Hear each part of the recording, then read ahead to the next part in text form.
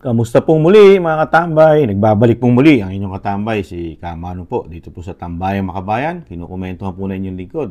Ito po, umpisahan na po natin mga katambay ang ating kukomentuhan. Ito po, ang ating Vice President po ang ating kukomentuhan. Kasi po, dahil ito pong mga ilang oras lang po mga katambay, talagang yung budget po ng Office of the Vice President para po sa 2025, kasi alam po natin na talagang yung budget po ay talagang hinihiring po sa Kamara. Pero ang nakapagtataka mga katambay, talagang pilit nilang ibinabalik po at ibinabalik noong 2022. At halos tapos na po mga katambay. Tapos na po ang usapin dyan at nakarating na po yan ng Supreme Court. Pero ito pong mga sinasabing kapita-pitagan natin mga mambabatas sa Kamara, sa pangunguna po ng ni Stella Kimbo, ang pinaka-presiding officer po ng Kamara. Ito po, pakinggan po natin kung paano po nila ipolitika ang Vice President sa kanyang mga pondo o pondo ng kanyang opisina. Ito po, pakinggan po natin. At komentuhan po natin. The motion, Madam Chair. Yes, sorry. Is there any objection to the motion introduced by the Honorable Benyabante? Hearing none, the motion is carried. I would like also to manifest that I voted to strike the statements of my dear colleagues on the Vice President. I'd like you to know that. Right. Thank you. So the next interpellate is from the minority. We have the Honorable Eileen Brosas. Yes, thank you, Madam Chair. Madam Chair, I have very simple questions, Madam Chair. I hope the VP can answer this. Can the old VP confirm that it requested and was granted the amount of 125 million for the confidential expenses for 2022 despite having no provision for a line item on confidential funds, Madam Chair? Madam Vice President.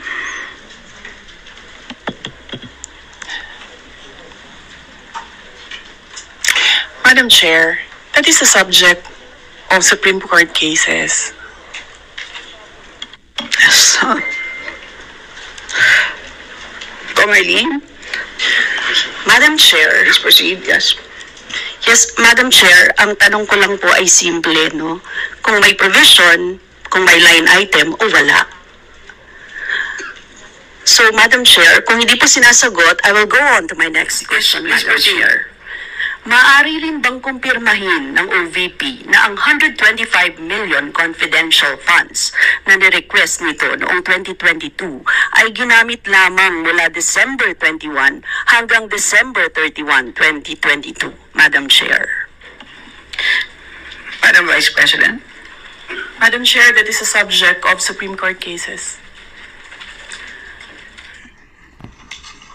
Tingnan niyo po mga tambay, ang pinag-uusapan po rito ay 2025 budget ang opisina ng Vice President. Saan po dinadala po ang issue ng napakagaling po na ito pong sinasabing Representative Arlene Brosas ng Makabayan Black, mga tambay. Grupo po ito ng Makabayan Black. Doon pa rin po sa 2022 budget confidential fund ng Vice President. Ito po isinampa na po nila to sa Supreme Court, mga katambay. At tanging sa Supreme Court po ang issue na ito. Pero pilit pa rin po pinupolitika dahil hinahanapan po talaga nila ito ng butas para po masira po ang credibility o kredibilidad ng isang Vice President, lalo sa kanya confidential fund. Nakita niyo po kung paano po siya talaga ipolitika at talagang pilit pong isinasaksak. 2022 pa po yun, mga katambay. Ito po yung 2024 na. Halos taon-taon po, lagi po nila itong issue. Itong confidential fund ng Vice President. Pero, never nilang nagiging issue naman ang confidential fund ng Pangulo na bilyon. Bilyon ang halaga ng confidential fund ng Pangulo. Pero never nilang tinapik yan. At never sila nag-question ng ganyan katindi na binabalik-balikan po nila ang confidential fund ng Vice President. 2 taon na po nasaan po ang sinasabing pangdidikdik, panggigisa sa hinahawakan pong confidential fund ng Pangulo na bilyon po, napakalaking pera, confidential fund ng Pangulo. Pero dito sa Vice President, 125 million, nangihinayang po ito at sinasabing parang kinukurap at kinurap yata di umano ng Vice President yung 125 million. Pero yung sa Presidente na bilyon, wala tayong naririnig dyan, mga tambay. Hindi po nila pinupolitika yun pagdating sa Pangulo ng Pilipinas. Ito po, pakinggan pa natin. Matindi po itong Makabayan Black sa pangunguna po ni Arlene Brosas, mga tambay. Yes. Madam Chair, obviously, ayaw tayong sagutin, Madam Chair, kasi, Madam Chair, pera ng taong bayan ito, Madam Chair, no? Yun po yung nakalagay dito. At karapatan na malaman ito ng bawat isa sa atin, Madam Chair, it is a matter of public interest. At humihingi po tayo ng transparency and accountability kaugnay dito, Madam Chair. Putulin muna natin. Kami rin po, mga Pilipino katulad ni Kamanong, humihingi rin po kami ng fair na yung inyong mga paggamit, lahat po kayo na gumagamit po ng pera ng taong bayan, ng taxpayer, hindi lang po ang opisina ng Vice President. Pati po sana kayong lahat, makita po namin kung saan nyo dinadala. Meron din po kayong mga confidential fund, itong mga congressman, halos lahat po. Pati po lahat ng sangay, halos ang gobyerno may confidential fund sa pangunguna po ng Presidente ng Pilipinas. Mga katambay, pati mga mayor, governor, halos lahat may confidential fund. Kung talagang gusto pong maging fair at makita ng taong bayan ang sinasabing budget o confidential fund, sana po, pati po ito si Arlene Brosas at lahat po ng 300 plus o 316 o 315 na mga representative kasama ang sinasabing party list, mag-submit din po sa taong bayan at i-broadcast po kung saan po nila ginagamit ang kanilang budget kasama ang confidential fund. Hindi lang po ang Vice President. Di ba? Dito po, dapat baguhin na natin ang batas Baguhin na natin ang sistema ng batas. Hindi po lagi na lang ang inuungkat sa mga budget ay piling-pili. Pinipili lang po halos ang ipopolitika, di umano, komento ni Kamanong, ng Kamara. Pero sila mismo, sarado ang libro. Sarado po, close po ang book. Kaya ayaw po nila i-open ang book ng Kamara, ng mga representative, mga congressman, mga katambay. Kaya very special po ito. Napaka-special po. Pagdating po sa budget, confidential fund ng Kamara at Senado, hindi natin pwedeng kunin, hingin, o sinasabing i-broadcast po, ipakita sa taong bayan. Pero sila naman, gigil naman po sila ungkatin ang confidential fund ng Vice President sa kabila ng ito'y nasa Supreme Court na. Kaya napakatalino po. Palibasa po ang ating Vice President ay isang abogado. Marunong po siyang gumamit ng batas at rules. Hindi katulad nito ni Arlene Brosas, hindi po natin alam kung ito po'y abogado. At nagpapaka-Supreme Court po ang mga congressman po natin, mga tambay. Nagpapaka-Supreme Court sila dito po sa Kamara. Malayong-malayo na po sa usapin ng 2025 budget, proposal budget. Idinadala pa rin po nila, mga katambay, sa 2022 proposed budget. Napakalayo na po. Pakinggan pa po natin kung paano po sila maghari-harian sa Kamara. So, Madam Chair, kung hindi po sasagutin yung 2 questions ko, baka naman yung 3rd, Madam Chair, masagot. Ayon sa ipinasang accomplishment report, utilization of confidential and intelligence funds ng OVP, ginamit ang 125 million para sa safe implementation of OVP initiatives and confidence building. Ano itong safe implementation of OVP initiatives and confidence building? Ano po yung programa sa ilalim nito, Madam Chair? Madam Vice President. Madam Chair, the first 2 questions are exactly the questions that were submitted to the Supreme Court. The Supreme Court is the correct venue to answer those questions because there are pending cases there already. Sa pangatlong tanong niya, that is, our answer nakalagay doon sa aking opening statement, we cooperate with all the audit actions of the Commission on Audit. So, lahat yan sinasagot namin sa tamang venue. Kinestyon kami sa Supreme Court, sumagot kami sa Supreme Court. Kinestyon kami sa COA, sumagot kami sa COA.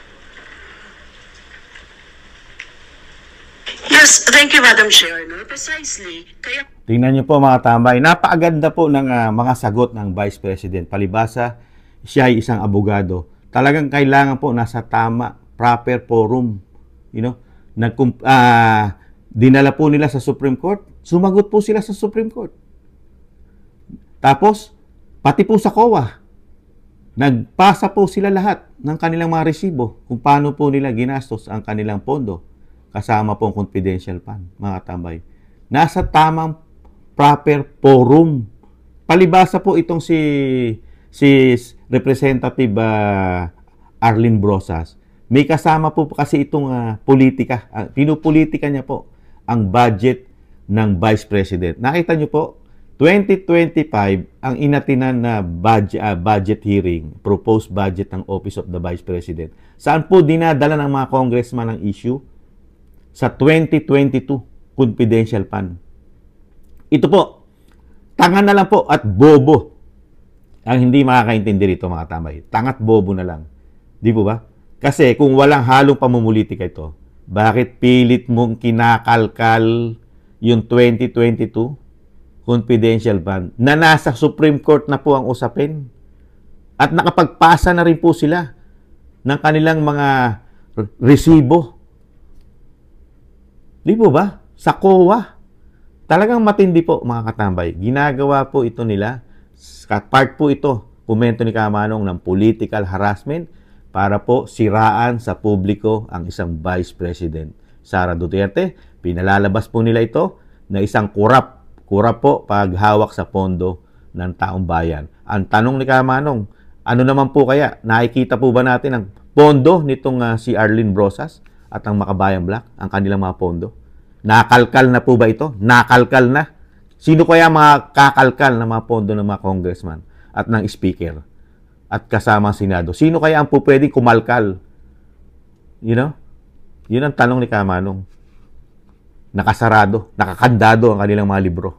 Pakinggan pa natin, mga tamay, kung paano po ito siraan at talagang palabasing masama ang paghawak ng confidential fund ni Vice President Sara Duterte. Sa kabila na hindi na po humingi ito. Halos 2 taon na po. Itong taon 2024, hindi po humingi na ito ng confidential fund. At sa susunod pong taon, 2025, hindi na rin po siya humingi ng confidential fund. Zero. Dahil nga, ganyan po katindi ang mga Duterte. Sila po, lagi silang may confidential fund. Lagi. Hindi po pwedeng wala. Di ba? Ganon katindi eh.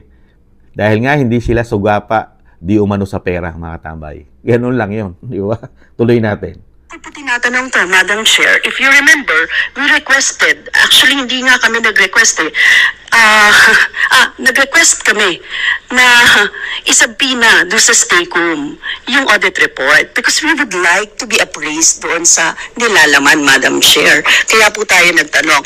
And since the VP is saying na merong Supreme Court, may we have a copy, Madam Chair, of the Supreme Court no, na kanilang kaso, Madam Chair. Pwede ba yun i-disclose sa atin, Madam Chair? Tingnan nyo po, mga tambay. Pati yung usapin sa Supreme Court at gusto pa rin nila ilatag sa 2025 proposed budget ng Office of the Vice President, mga tambay. Malayong-malayo na po. Usapin po sa Supreme Court pero gusto nilang italakayin sa budget ng 2025 proposed budget ng Office of the Vice President. Napakatindi po. Saka talagang kinukonsinti po sa tingin ni Kamanong sa presiding officer na tumatayo po si Representative Stella Kimbo. Talaga pong yung kanyang mga sinasabi na attack dito po sa Vice President ay malaya po na hindi niya po kinu-question na malayo na puro sa issue na pinag-uusapan. Ang pinag-uusapan po rito sa hearing ay 2025 budget ng Office of the Vice President. Pero saan po nila dinadala? At hindi po ito hindi po ito pinipigilan ng Stella Kimbo, ng pinaka-speaker po nila dito sa proposed budget ng 2025 ni Vice President Sara Duterte. Nakita niyo po, may talagang pamumulitika, talagang pilit po pinasasama ang Vice President. Napakahaba po ito. I-pass forward natin mga katambay. Yung iba po, kasi wala nakakwenta-kwenta itong ginagawa nila, mga katambay. Dito po sa pamumulitika nila, sa 125 million confidential fund. Dinala na po nila ito sa Supreme Court. At doon po sasagot ang opisina ng Vice President, hindi po sa Kamara, mga katambay. At sinabit na rin po nila sa COA lahat ang sinasabing kung paano nila ginastos ang 125 million noong 2022. Ito po, i-pass forward ko lang. Napakatagal po kasi. Ikunin lang po natin yung mga sinasabing matindi pong mamulitika sa ating Vice President.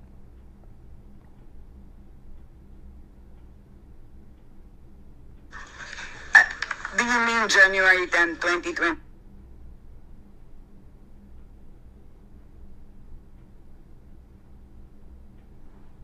Yan ko lang po mga tambay kasi napaka 2023, that's 5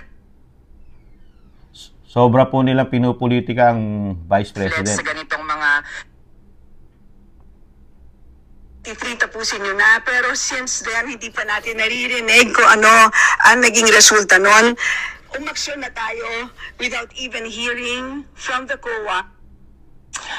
Madam Chair, may I request Pass forward natin, yeah.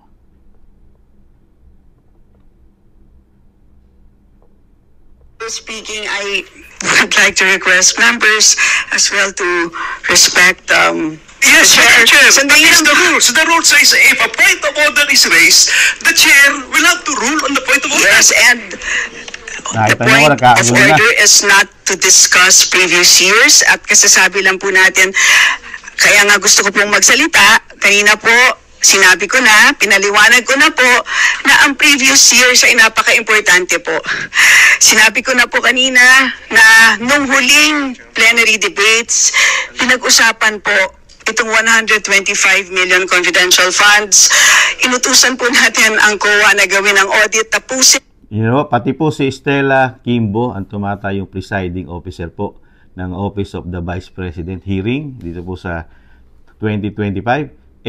Siya rin po mismo ay gigil na talagang kalkalin po ang 2022 confidential fund ng Vice President. Talaga po nagkakaisa po sila mga katambay para po itong sinasabing political harassment po sa opisina ng Vice President.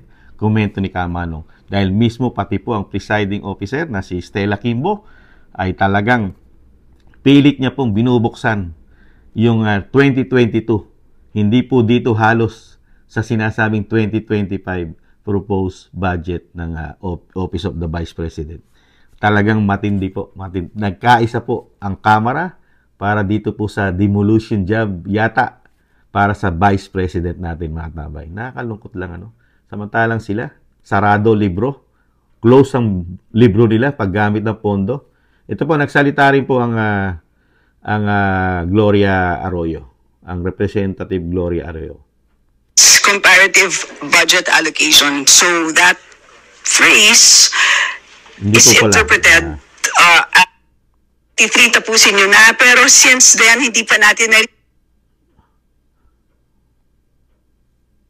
accomplishment report sa paggamit ng DepEd confidential funds for 2023 sa Senate President at sa Speaker of the House. Madam Vice President. Madam Chair, the Office of the Vice President and the Department of Education have separate mandates. The roles of the Vice President and the Secretary of Education are not intertwined. And Madam Chair, I cannot speak for the Department of Education as I am not the Secretary anymore. Again, Madam Chair, hindi pala DepEd pala ito, no? O sige, tanong mo si DepEd yan. Honorable Yan, nakita niyo po mga tambay, si Representative Raul Manuel ay dinadala rin po pati yung sa DepEd na binubuksan na naman po yung issue sa DepEd samantalang wala na siya sa DepEd mga tambay, hindi na po siya secretary ng DepEd Pero doon po sa opisina ng Office of the Vice President, sa proposed budget niyan 2025, doon pa rin po. Doon pa rin sila nakatutok, mga katambay. Confidential fund at pati sa DepEd. Kaya nakikita po natin kung paano po nila ipolitical ang ating Vice President. Ituloy pa natin, mga katambay. Nagsama-sama po Makabayan Black dito. Talagang matindi. Well, Mr. Chair, iba na po ang DepEd Secretary natin ngayon na hindi naman nag-request ng confidential fund. Ang nag-request po noon as the DepEd Secretary ay ang Vice President. And Madam Chair, in all agencies, lagi ini-invoke national security, pag-target din sa mga suspected na mga grupo. So, yung ganong tinake on na mandato, Madam Chair, kahit originally wala naman talaga yun sa OVP tsaka DepEd, tinake on ng resource person. Kaya ngayon, hindi dapat iwasan na sagutin din yun, given... Takot na takot po kasi lalo ito kabataan party list ni si Raul Manuel, mga katambay. Yung sinasabing pagtutok po nung naging secretary po ng DepEd ang ating Vice President Sara Duterte. Talagang pinoproteksyonan niya po yung mga estudyante. Di po ba? Pinoteksyonan niya na hindi na po makapasok ang kumukuha po sa ating kabataan na hinihikayat na lumaban sa gobyerno at maging ito'y rebelde. Di ba? Dahil mapakaraming kabataan po napupunta sa bundok. Kaya po, nagtataka lang po tayo dito kay Raul Manuel ng Kabataan Party List. Parang okay lang po sa kanya na itong ating mga kabataan ay hindi protektahan ng isang sekretary ng DepEd. Dahil doon nga sila kumukuha ang mga makakaliwang grupo. Kumukuha ng enforcement sa mga kabataan. Pero merong isang congressman, pinasusweldo ng taxpayer, parang may sympathy pa doon sa makakaliwang grupo. Imbis na rito sa sinasabing ikaw ay lingkod bayan, ikaw ay representative, kahit sabihin mo ikaw ay party list, sangay ka pa rin ng taong bayan na gumagamit ka ng pondo ng taxpayer. Kaya kailangan yung mga anak namin, pinuprotektahan mo rin bilang congressman, bilang representative ka ng kabataan. Di ba? Parang wala sa hulog. Ikaw ay representative na kabataan, pero ayaw mong protektahan yung mga kabataan na nakukuha ng mga makaliwang grupo ng NPA para maging rebelde. Di ba? Parang walang logic itong congressman ng kabataan ng opisina ng dating secretary ng DepEd na si Vice President Sara na pinuprotektahan yung ating kabataan na hindi malason, hindi ma-brainwash. Di ba? Nakapagtataka. Ibang klase po itong congressman. Parang nakikita ni Kamano, komento ni Kamano, mas may sympathy pa siya sa mga grupo na hindi naman nagpapasweldo sa kanya. Kisa ron sa grupo katulad ni Kamanong na nagpapasweldo sa kanya. Nakapagtataka. Hindi kaya talaga ito isa, komento ni Kamanong, isa na sa nagre-rebelde at lumalaban sa gobyerno? Tanong din ni Kamanong yan, mga katambay. Ang tinikon na tasks ng resource person. Kasi Madam Chair, sige kung hindi po niya sasagutin, sa accomplishment report kasi for the first quarter of 2023, nabanggit po doon na yung confidential funds ng DepEd ginamit sa counter-insurgency program, prevention of recruitment by rebel and leftist groups among students and teachers. Meron din, Madam Chair, anti-terrorism programs, including the gathering of necessary information to implement peace and order within DepEd. Pareho din ang actual outcome tsaka ang kinlaim na accomplishments, Madam Chair, for second quarter and third quarter of 2023. So, gusto nating i-present din sa committee na ito, Madam. I-interrupt muna natin. Nakita niyo po kung saan po ginagastos at ginagamit ng Vice President yung confidential fund niya sa DepEd. Di po ba? Halos protektahan po ang ating mga anak. Di ba? Pati mga teacher. Dahil marami pong teacher na nakukuha rin po ang kanilang isip na maging laban sa gobyerno. Di ba? Napakarami po natin. Hindi naman lahat teacher na nagiging makakaliwang grupo na ang kanilang suporta. Yan po ang pinigilan ng Vice President nung naging siya ay secretary ng DepEd. Hiyang-hiya naman tayo dito kay Raul Manuel na kinukundina na niya. Talagang binabatikos pa yung Paano niya protektahan ng isang vice president ang ating mga anak sa mga eskwelahan? Di po ba? Pero meron isang congressman parang against sa ginagawang proteksyon ng isang vice president at secretary ng DepEd. Matindi po ito. Dapat po ang imbestigahan talaga. Ito po si Franz Castro, si Arlene Brosas, ito po si Raul Manuel. Dapat po ito imbestigahan.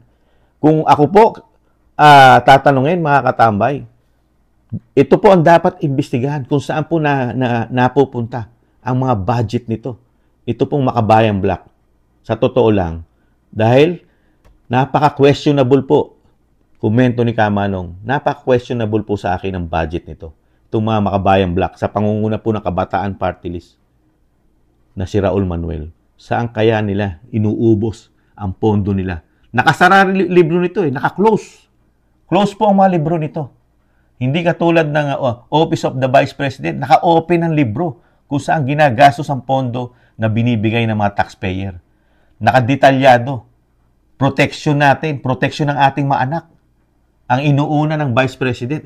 Ano kaya ang protection ng ating mga anak, mga kabataan dito? Kay party list ng kabataan ng party list, si Raul Manuel. Anong protection ng anak natin dito? Na hindi, ito ba yung kanya bang party list? Pinuprotektahan niya ba ang ating mga kabataan, ating mga anak na hindi mapunta sa bundok? Yan ang tanong ni Kamanong, mga katambay. Pakinggan pa natin itong party list ng kabataan. Matindi. Chair, na sa mga dokumento na sinabmit din ng Commission on Audit, part po ng certification sa paggamit ng DepEd Confidential Fund ay galing sa mga military units. And Madam Chair, we have copies of those documents. Bakit kaya takot na takot si Representative Manuel, si Congressman Manuel? Dito po sa ginagawa pong pagprotekta ng Vice President sa ating mga anak. Saka paggamit po ng ating Vice President sa mga military. Bakit po kaya takot na takot? At talagang dinidikdik niya. Bakit kaya? Kaya ito po, pag dumating po na maging presidente ang ating Vice President, sa tingin ko, dapat tutukan ito. Tutukan po ito kung siya na presidente. Lahat po ng mga congressman o representative natin, dapat po ito tutukan. Lalong-lalo na, sana i-open po ng pag naging presidente ang ating vice president, sana po i-open po ito lahat. Gumawa po siya ng batas na i-open po ang mga libro nito. Pati po ng Senado, i-open po sa publiko kung paano po nila ginagastos ang kanilang confidential fund at ng kanilang budget every year. Sana mangyari yan. Kasi sa napakatagal ng panahon at napakarami ng presidente na hindi natutukan po ang budget po at hindi mabuksan-buksan ang mga budget ng mga congressman at mga senador sa publiko. Nakasara. Sana mangyari ang gustong mangyari ni Kamanong sa panahon sana kung maging presidente ang ating vice president. Tutukan dahil napakaraming pera po. 300 plus po ang mga representative at congressman natin sa Kamara. Isang damukal na pera po ang hinahawakan nito. Kailangan buksan po talaga ang mga libro nito at unahin po ang Makabayan Black. At hanggat maaari, sa susunod na eleksyon sa 2025, ay hindi na makabalik ang mga grupo na ito. Huwag na po sana makabalik.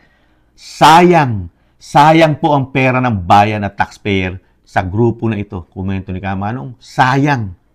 Nawawaldas ang grupo ng Makabayan Black na hindi natin alam kung saan dinadala. Dinadala kaya ang mga pondo nila sa bundok? Tanong ni Kamanong. Komento ni Kamanong. Pakinggan pa natin. Ang DepEd use of confidential funds in partnership with the 1st Infantry Division of Zamboanga del Sur, 5th Infantry Division of Isabela, 7th Infantry Division of Nueva Ecija, 9th Infantry Division of Camarines Sur. At ang mga activities nila, Madam Chair, ay mga youth leadership summits, yun po yung tawag nila doon, at mga information education campaigns. Now, can we present yung slide, Madam Chair? May pinipare po tayo as a sample sa ano yung mga pinapamahagi ng mga pamphlets sa ganitong mga di umano'y Youth Leadership Summit tsaka Information Education Campaign. Ayun, Madam Chair, ang sabi po dyan, kapag nagsuot ka lang ng flag na may nakasulat na Serve the People, di ba, Madam Chair, napakagandang pakinggan, pero para po sa DepEd, Madam Chair, ang mga nagsusuot ng ganon dapat i-report sa DepEd. At bahagi po ng paggamit nila ng confidential fund ay pagpapakalat ng ganitong napaka-malicious na kaisipan, Madam Chair. And given that we already have... Bakit kaya natatakot ang isang Raul Manuel, ang party list ng kabataan, dito po sa programa ng DepEd nung panahon siya secretary? Ito po'y protection po ito sa mga kabataan, sa mga anak natin. Bakit po kaya natatakot sa programa? Kasi baka sila tatamaan yung grupo na sinusuportahan niya. Hindi kaya ito, sa komento ni Kamanong, talagang ito po'y parte ng rebelde, itong makakaliwang grupo na sumusuporta itong kabataan party list. Kasi nakita nyo po, itinatama ng Vice President na talagang kahit po sa mga ginagawa niya, pinaalam niya na agad sa mga kabataan. Itong grupo na ito ay iwasan nyo na. Kung merong maglalapit sa inyo, di ba? Iwasan nyo na. Huwag nyo nang entertainin. Kaya, antimano, pinapapasok na sa utak ng Vice President, lalo sa kabataan. Yung grupo, ng makakaliwang grupo, at yung sinasabing hindi kaya sumusuporta ang Raul Manuel dito sa makaliwang grupo, ganong kamahal ng Vice President ang ating mga anak, ang mga kabataan. Kasi ito yung masusunod na henerasyon na pag-asa ng ating bayan. Pero pagdating kay Representative Manuel, walang ginagawang mabuti ang Vice President, pati yung kanyang pagkalinga. Nakita niyo po ba nung naging secretary siya? Hirap na sila makakumbinse ng mga kabataan. Hirap na po sila makakumbinse, lalo nung naging secretary ng DepEd ang Vice President, mga katambay. Hirap na hirap sila. A Supreme Court ruling na nagsasabing nakakapahamak sa buhay na ating mga bata, mga kabataan, ang ganitong mga tipo ng propaganda, Madam Chair. It seems na para pala sa DepEd, accomplishment ang pagpapahamak ng buhay ng mga estudyante at ng mga teacher. In fact, Talaga, totoo yun. Komento ni Kamanong, totoo. Representative Manuel, nakakapahamak po ang aming mga anak, ang buhay ng aming mga anak. Pagka napunta po sa grupo ng nagre-rebelde sa pamahalaan, nagiging aktivista at napupunta sa bundok, sa iyo pala, hindi pala kapahamakan yon. Palibasa hindi kaya yata magkakaanak. Komento ni Kamanong, wala yatang anak ito na pinoprotektahan si Congressman Manuel, mga katambay. Dahil yung sinasabi ni Vice President, lalo yung mga binibigay niya mga libro o pinababasa, ito po ay dun po sa grupo ng makakaliwang grupo na huwag po mangyari sa mga anak natin na ito po ay ma-brainwash po ng mga sinasabing mga aktivista na pagdating ng panahon, nagiging enforcement nila. Nagiging mga ginagawa nila, sundalo nila ng NPA. Di ba? Kaya, ibang klase ito si Manuel. Dapat buksan ang libro nito. Sana mabuksan ang libro nito kung saan po nadadala ang budget nito, mga katambay. Nakakagulat po. Magulang ako . Si Kamanong magulang. Tapos merong isang congressman o representative ng Kamara na against doon sa programang ginagawa ng isang DepEd secretary na protektahan ng mga anak na hindi mapunta sa mga kaliwang grupo. Ibang klase itong congressman na ito, mga katambay. At ipinagmamalaki niya pa na parang siya pro-NPA at hindi pro-government. Ibang klase. Nakakagulat lang. The now resigned DepEd Secretary, they violated their own order, Madam Chair. They have a department order number 32, series of 2019. Ang sabi dun, Madam Chair, ay bawal, and I quote, schools shall not be utilized for military purposes. This includes the conduct of anti-insurgency information activities or such other related. Kasi naapektuhan sila, di ba? Dahil nung siya, balik lang natin, dahil nung siya naging DepEd Secretary, di ba? Pinabantayan niya na po ang mga eskwelahan. May mga security na po, kaya hindi na po sila basta-basta makapasok at makapaghingkayat ng ating mga anak. Itong sinasabing nagsisimpatya sa mga kaliwang grupo. Kaya nagugulat lang tayo kay Manuel, di ba? Napag-uusapan lang natin yung mga anak natin na protektahan po nung si Vice President ang Secretary ng DepEd. Pero parang masama ang loob ni Manuel na yung mga anak natin ay protektado ng DepEd Secretary. Ibang klase to, di ba? Uses that may endanger the lives of learners and school personnel. So, Madam Chair, lumala yung education crisis, pero 30 seconds. yun pa ang naging paggamit ng DepEd confidential funds, Madam Chair. Pinalalabas niyan, lumala raw ang sitwasyon sa DepEd nung si Vice President ang Secretary. Anong lumala? Bumuti. Bumutis para sa aming mga magulang. Dahil hindi na kayo nakapagre-recruit, di umano, sa mga eskwelahan para maging, kapanalig nyo at lumaban sa gobyerno. Matindi, lumala raw problema sa DepEd. Ayon kay Raul Manuel, ng Kabataan Party List. Samantalang kaming mga magulang ay tuwan-tuwa dahil naprotektahan ng aming anak. Talagang alam mo na kung saan nakapanig ito si Congressman Manuel, kung saan siya nakapanig. Nakakalungkot lang. Dapat talaga buksan ang libro nito para malaman kung saan napupunta pondo nito. Next slide, Madam Chair, so we can wrap up. Ganito yung breakdown ng paggamit ng DepEd confidential funds, Madam Chair. Kung mapapansin, gumamit lang for first, second, and third quarter. Tapos, Madam Chair, bawat quarter, pare-pareho yung amounts ng paggamit, 37.5 million pesos. Siyempre, continue yung gamit Kung ano yung gamit mo noon at yun pa rin yung proseso na ginagawa mo sa pagpuprotekta sa mga anak namin. O ano ang question doon kung pare-parehas?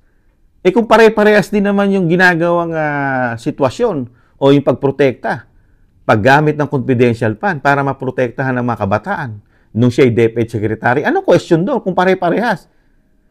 Yun din ang bilang na nagpuprotekta sa aming mga anak. Yun din ang bilang na ginagastos. Kaya naging pare-parehas yun dahil hindi naman nag-increase na. Hindi na siya nag-increase at hindi na rin nagbawas doon sa pagpuprotekta sa aming mga anak sa DepEd. Di ba? Sa pangunguna po ng DepEd Secretary. Ibang klase ito si Manuel. Palibasa, nasaktan siya dahil hindi na yata makapasok ang makakaliwang grupo para manghikayat sa aming mga anak, sa ating mga anak. Kaya masama ang loob ng isang makabayang black Congressman Manuel. Masama ang loob talaga. Hindi yata nakakuha sila ng kahit isa na miyembro na manggagaling sa eskwelahan, mga katambay. Masama ang loob. And this is confirmed by the audit observation memo ng COA, Madam Chair. And Madam Chair, we take note, June, July, which falls in the second and third quarter, wala pong pasok sa mga paaralan. So, yung question natin, ano yung ginawa ng DepEd at bakit magkakapareho yung rates ng paggamit ng confidential funds? So, ang isa sa makikita natin dito, Madam Chair, we can't deny na it seems ay kaduda-duda yung ganong pinepresent ng DepEd na paggamit ng confidential funds. Yun na lang, Madam Chair. Salamat. Madam Vice President. Yes. Madam Chair, the invitation for this budget hearing was the budget proposal of fiscal year 2025 of the... Tingnan niyo po, yung pag-uusapan doon sa budget hearing ay 2025. Nakita niyo po kung paano po i-political harassment at i-politika ang Vice President. Saan po dinadala? Nung secretary pa siya ng DepEd, saka dito po sa 2022 confidential fund, mga katambay. Napakalayo po doon sa pag-uusapan. Kaya po ito, ginigisa siyang mabuti. Bago pag-usapan yung 2025 budget, talagang pasasamain ka muna. Ikaw ay masamang politiko. Masama kang Vice President. Pero wala naman sila napapatunayan Kahit nga sa Supreme Court, yung sinasagot ng Vice President sa COA, nagkukumplay siya. Pero itong mga congressman, nag-comply na po ba ito sa COA? Di po ba hindi? Dahil meron po silang batas na hindi sila pwedeng i-audit basta-basta ng COA. Pirma lang nila. Sila lang gagawa. Tapos na. Kaya very special ito. Dapat buksan talaga mga libro nitong mga ito. Office of the Vice President.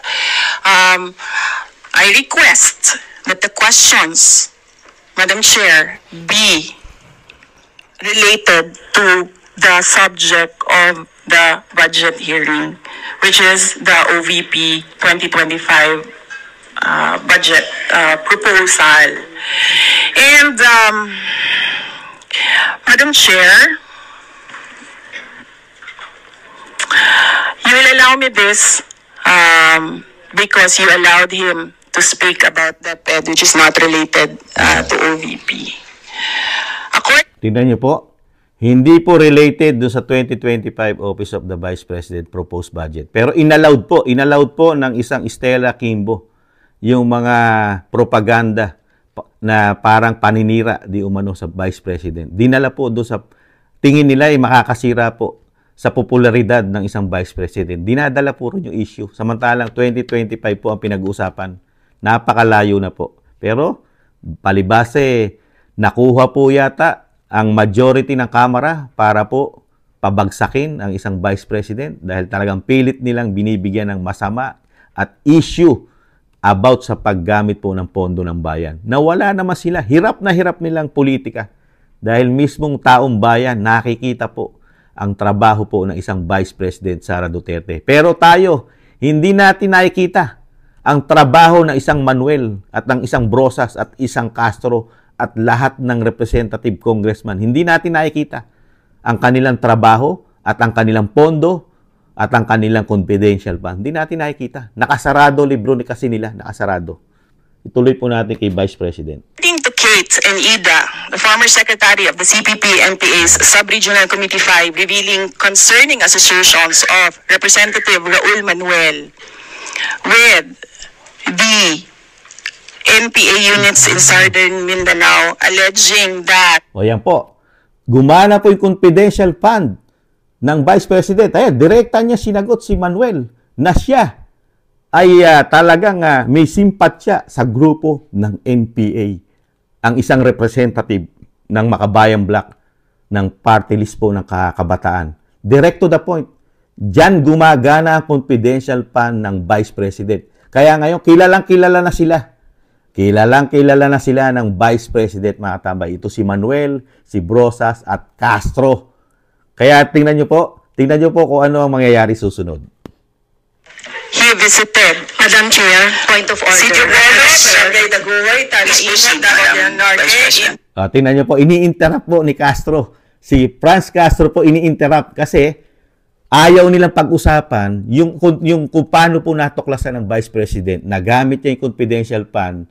Doon po siya, nung siya'y DepEd Secretary, natuklasan niya dahil may confidential fund siya, natuklasan niya itong grupo na ito ay sumusuporta at talagang nasa makaliwang grupo ang kanilang sinasabing tiwala. Hindi sila tiwala sa gobyerno. Ang pinagkakatiwalaan nila ay makakaliwang grupo. Ito po, nabulgar po. Dahil gusto nilang dalhin yung confidential sa DepEd dahil sa mga kabataan. Ito po, direkto na po sinabi ng Vice President ngayon. Ini-interrupt po sila.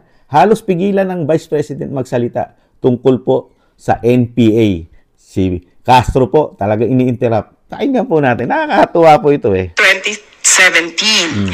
And his alleged connections with the CPP-NPA coupled with the recruitment activities involving Kabataan Party List.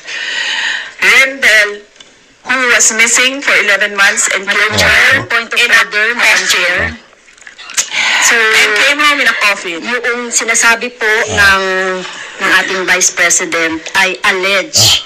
So, ibig sabihin niyan, marites or galing yan sa chismis. So, hindi natin pwede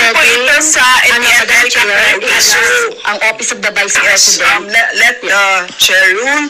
So, yes, we will take note of the request of our Madam Vice President. Let's stick to our topic. Okay, so with that... tingnan nyo mga katambay, ganun katindi si Stella Kimbo, ang representative ng pinaka-speaker po rito. Tingnan nyo, ini-interrupt niya. Pagka-against po sa mga kasamahan niyang representative katulad ng Makabayan Bloc na tinitira nila ang Vice President sa paggamit po ng confidential fund. Pero pag binalik po yung question doon sa Makabayan Bloc at mahayag po sa mga Pilipino yung ginagawa po nitong mga kabalbalan na sila ay panatiko at sumusuporta sa mga kaliwang grupo. Lalo-lalo na po ito si Raul Manuel. Ito po ay marami po nagpapatotoo po rito. Marami nagpatotoo na ito po'y nakikita at umaatin po. Umaatin po doon sa mga doon po sa mga lugar kung saan po may mga NPA. Kasama po ito, sila Castro, Brosas, mga tambay, na mga ito po ay alam na po ng Vice President ang mga karakas nito. Kaya po ito, una po itong takot na takot maging presidente ang Vice President, mga tambay. Putulin na po natin, walang kakwenta-kwenta po. Ang ginawa pong hearing sa Kamara, talagang pamumulitika. Pero sa kabila nun, sila ang nasunog. Sunog po sila. Napakatagal po nitong hearing. At pinaubaya na po ng Vice President sa kanila. Kayo na. Bahala na kayo sa budget of the Office of the Vice President. Kayo na. Magagaling po ang mga nasa Kamara. Magagaling. Kaya pinaubaya na po ng Vice President dito po sa hearing yung desisyon para po sa opisina ng Office of the Vice President. Bahala na kayo. Bahala na kayo. Ganyan katindi ang isang Duterte katulad ng Vice President. Hindi po siya matakaw sa pera. Hindi po matakaw. Ginagawa niyong issue ang confidential fund niya noong 2022. Hindi na siya humingi ng confidential fund ng 2024 at 2025. Ngayon, bahala na kayo. Kung gusto niyo lagyan ng zero budget yan, hindi kikibo ang Vice President. Okay lang. Alam naman ng taong bayan. Taong bayan ang nakakaalam ng totoo. Nakikita nila kung paano po kayo magtrabaho, mga congressman, mga senador at ang presidente. Nakikita ng taong bayan kung paano ang performance nyo sa ating gobyerno. Kung ano ang ginagawa nyo. Alam namin, wala kayong halos pagtugon sa problema ng bansa, lalo sa kahirapan at kawalan ng trabaho. May nagagawa ba ang mga congressman, lalo ang makabayang black, na maparami man lang at mapataas ang sweldo, maparami ang trabaho na magbibigay sa ating mga kababayan, hindi puro ayuda ang proyekto ng ating pamahalaan. Trabaho ang kailangan namin, trabaho. Mag-produce ng trabaho at itaas ang sweldo. Pero wala pong propose dyan ang mga congressman natin. Na dito lang po nakatutok sa sinasabing issue po ng budget ng Vice President. Magmula ng 2022, 2023, 2024. Pero nahayag po ang kanilang pagkatao. Nahayag po ang mga pagkatao po nito, mga congressman. Lalo-lalo po makabayang black. Nakita nyo po, isang salita lang ng Vice President, tinumbok niya kung anong pagkatao meron itong mga ito. Sa pangunguna ni Manuel, ni Brosas, ni Castro, Antimano, pumutak sila. Pumutak, parang manok, putak ng putak. At ini-interrupt nila ang Vice President. Para hindi nga naman malaman ng publiko kung anong klase at kung sino sinusuportahan nila. Bilang sila'y lingkod bayan, kuno. At tayo nagpapasweldo. Pero alam na natin yan. Kaya dapat ito hindi mo ibalik. Itong mga ito, dapat hindi makabalik ito sa Kamara. Hindi dapat makabalik itong grupo ng Makabayang Black. At yung karamihan po ng mga congressman, sana, komento ni Kamanong, ay hindi na rin makabalik. Dahil iba po ang kanilang layunin. Hindi po sila para sa taong bayan. Itong mga karamihan nakahalal, komento ni Kamanong, sa Senado at Kamara, hindi po para sa tao, para po sa kanilang serbisyo at kapangyarihan, komento ni Kamanong. Kaya tapusin na po natin, mga katambay, at yan po, imbis na si Vice President po ang magisa nila sa 2025 proposed budget ng Office of the Vice President, sila po ang nagulantang po, lalo ang Makabayang Black. Akala nila, maisahan nila at talagang mapapabagsak nila ang kredibilidad ng isang Vice President at masisira sa taong bayan ang isang Vice President. Ang Vice President ay napakagaling na Vice President at isa pa, magaling na abogado katulad ng kanyang ama na si dating Pangulong Duterte. Alam ni Vice President ang batas. Hindi siya basta-basta mo magigisa dahil marunong siyang gumamit ng proseso ng batas. Diba? Pilit nilang inuungkat yung issue na nasa Supreme Court na. Supreme Court na. Di ba? Bilang isang abogado, hindi na pinag-uusapan yan. Di ba? Hintayin nyo yung ilalabas ng Supreme Court. At kung gusto nyo malaman, doon kayo dumirekta sa COA. Doon nyo pag-aralan sa COA. Di ba? Kaya magaling ang ating Vice President. Alam niya sa sarili niya na siya ay pinupolitika dahil part ito ng demolition job at sinasabing political harassment. Ibang klase po. Dahil nga sabi nga ni Kamanong, Yung tangi yung sa kanyang opisina lang ang talagang kinakalkal ng kinakalkal. Pero sa opisina ng Vice President, never nating makita na ganito kalkalin ang bilyong-bilyong pondo ng opisina ng Presidente. At ganun din po ang opisina ng Senado. Napakalaki po pero walang kumakalkal dyan. At sa opisina po ng mga congressman, lalo ng opisina ng Speaker, walang kumakalkal dyan, walang nag-uungkat at walang humahalukay ng kanilang mga budget. Nakasarado. Di ba? Kaya sana, loobin, maging presidente ka, Vice President Sara Duterte, sana po, baguhin niyo po ang sistema ng Kamara at ng Senado. Kailangan din pong buksan ang kanilang mga libro sa taong bayan. Open the book. Kahit isang sentimo, malaman ng taong bayan kung saan dinadala ang pondo ng bawat congressman at bawat senador at bawat Senate President at bawat Speaker of the House para po maging parehas na po ang lahat ng nakikita ng mga taong bayan katulad ni Kamanong. Pantay-pantay na po. Malala naman na po ni Kamanong at ng buong Pilipino sa buong Pilipinas, kahit ng mga OFW, kailangan malaman din po ng mga OFW kung paano po ginagastos ang pera ng OFW. Sila po yung napakalaki ng remittance, napakalaki ng kanilang taxes na napupunta rin po sa kaban ng yaman na ginagamit po ng mga congressman at mga senador at ng Pangulo ng Pilipinas at lahat ng sangay sa ating gobyerno kasama ang Vice President. Kailangan ma-open ang libro nila. Kailangan ASAP. Sana po, pag nanalo kayo Vice President, unang taon nyo pa lang, gawin nyo na po yan. I-open ang libro lahat ng mga senador at mga congressman. Muli po si Katambay Manong, nakita po natin, napakinggan natin kung paano po ipolitika sa Kamara ang ating Vice President sa kabila ng 2025 proposed budget ang pag-uusapan kung saan-saan po nila dinala para lang po mapasama ang ating Vice President. Pero hindi sila nagtagumpay, mga katambay. Never silang nagtagumpay. Yun lang po ang kagandahan ng isang Duterte. Hindi mo basta-basta, mapapabagsak dahil marunong gumamit ng batas. At walang itinatago sa mga Pilipino. Wala siyang itinatago. Ang mga nagtatanong sa kanya, yun ang napakarami itinatago sa Pilipino. Napakarami nila itinatago. Nakasara sila. Sarado, nakakandado ang kanilang libro. Samantalang ang Vice President, open lahat ang libro. Open, nalalaman ng mga Pilipino. Yun ang kagandahan sa isang Duterte. Tatak Duterte. Di ba? Muli po si Katambay Manong. Maraming salamat po sa mga gusto po ng ating maliit na channel, Tambayang Makabayan. At maraming salamat po sa mga nagla-like, share, and subscribe at sa mga nagko-comment. Sa muli po, ingatan nawa. Paalam. Bye-bye.